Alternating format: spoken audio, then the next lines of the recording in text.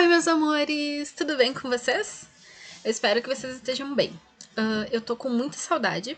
Eu tô torcendo que tudo isso acabe, que logo a gente volte ao normal, que a gente volte para as nossas aulas, para as nossas brincadeiras, que é muito melhor, né? Bom, dando continuidade à nossa matéria, hoje nós vamos falar sobre a formação e ocupação do território brasileiro. Bom, a gente sabe que o Brasil é um país de dimensões continentais. Você já deve estar cansado de me ouvir falar, mas o Brasil é o quinto maior país do mundo em extensão territorial, lembram?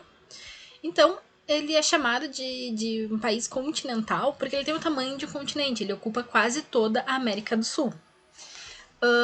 E tem um mapa do Brasil que fizeram, de acordo com o tamanho de alguns países, que esses países caberiam dentro do Brasil.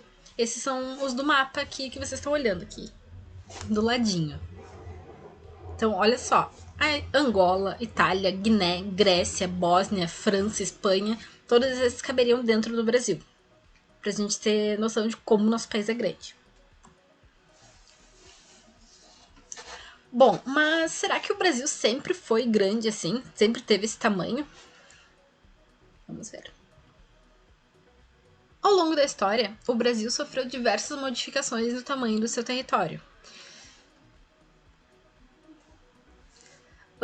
Essas modificações elas começaram desde as capitanias hereditárias, foram passando por diversas épocas, diversas aquisições que o Brasil fez de territórios, tratados, a mudança para a república, as divisões das províncias imperiais, alguns territórios foram acrescidos ao nosso, alguns foram retirados, até chegarmos na configuração que temos hoje.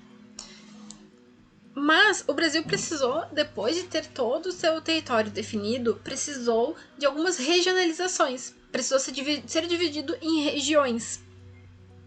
E essa divisão, ela é um pouco diferente do que nós temos hoje, da divisão dos estados. A primeira proposta, ela foi de 1937, feita pelo IBGE. Para quê? Para fins de planejamento, para eles conseguirem planejar coisas de acordo com as necessidades de cada estado, de cada região. Depois, em 1942, o território de Fernando de Noronha foi acrescido o território de Fernando de Noronha foi acrescido ao Brasil.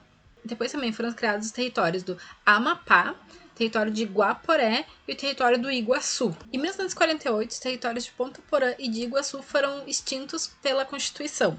O território federal do Guaporé passou a ser chamado de Território Federal de Rondônia. Em 1960, Brasília foi inaugurada. Então, a antiga capital, o antigo Distrito Federal, deixou de ser o Distrito Federal e se tornou o Estado de Guanabara. Em 1962, o Território Federal do Acre passou a ser um estado e o Território Federal de Rio Branco passou a ser chamado de Território Federal de Roraima. O estado da Guanabara, ele se juntou ao Rio de Janeiro em 1974. Em 1977, o Mato Grosso do Sul se separou do Mato Grosso. Em 1981, o território de Rondônia se tornou o estado de Rondônia.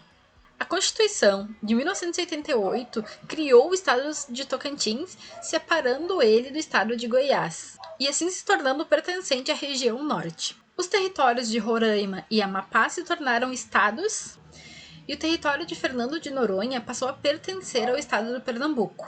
E assim ficou definida a configuração administrativa do país, segundo o IBGE.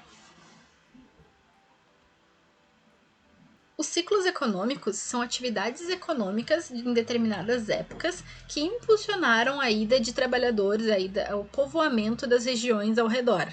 O primeiro ciclo econômico que tivemos ocorreu no século XVI, com a chegada dos portugueses no litoral brasileiro. A exploração do pau-brasil era uma atividade econômica significante. No mesmo período, a plantação da cana-de-açúcar se tornou valiosa, então os canaviais se estenderam ao longo da costa brasileira também. E a pecuária dava seus primeiros passos. No século XVII, a pecuária ela avançou. A cana-de-açúcar foi perdendo espaço, foi perdendo território, e outras atividades surgiram. Através do rio Amazonas, os exploradores chegaram na floresta e se interessaram pelos produtos que haviam lá. Eles chamaram esses produtos de drogas do sertão. Esses produtos eram o cacau, o urucum, entre outras plantas da floresta. A gente consegue perceber também, olhando no mapa, que sutilmente, bem devagarinho, começou a surgir uma outra atividade econômica, que era a exploração do ouro e pedras preciosas, que ocorreu principalmente nos estados de Minas Gerais, Mato Grosso e Goiás. A pecuária também expandiu significativamente, e podemos observar que começaram a surgir outros produtos também, como o algodão. E foi no século XIX que o Brasil se tornou independente de Portugal. Aí, nosso principal produto se tornou o café. Também, nesse mesmo período, a plantação de algodão na Caatinga se tornou significante e a exploração da borracha na região norte, juntamente com as drogas do sertão, se fortaleceu. Além de outras culturas que também apareceram, como tabaco, mate, cacau.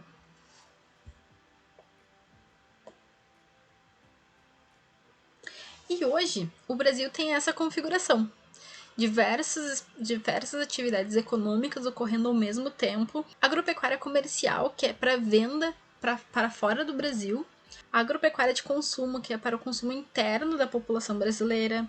Comércios e serviços. Os comércios e serviços, eles são mais fortes nas cidades que foram as primeiras a serem colonizadas, as primeiras que começaram aquelas atividades econômicas. A do pau-brasil, a da cana-de-açúcar, da pecuária. Essas cidades, como começaram a se desenvolver muito antes, foram se tornando polos. Polos de referência, polos de tecnologia, de serviços, de comércio. Tudo isso faz parte da economia brasileira. Então, meus amores, por hoje é isso. Continuamos na próxima aula, no próximo vídeo.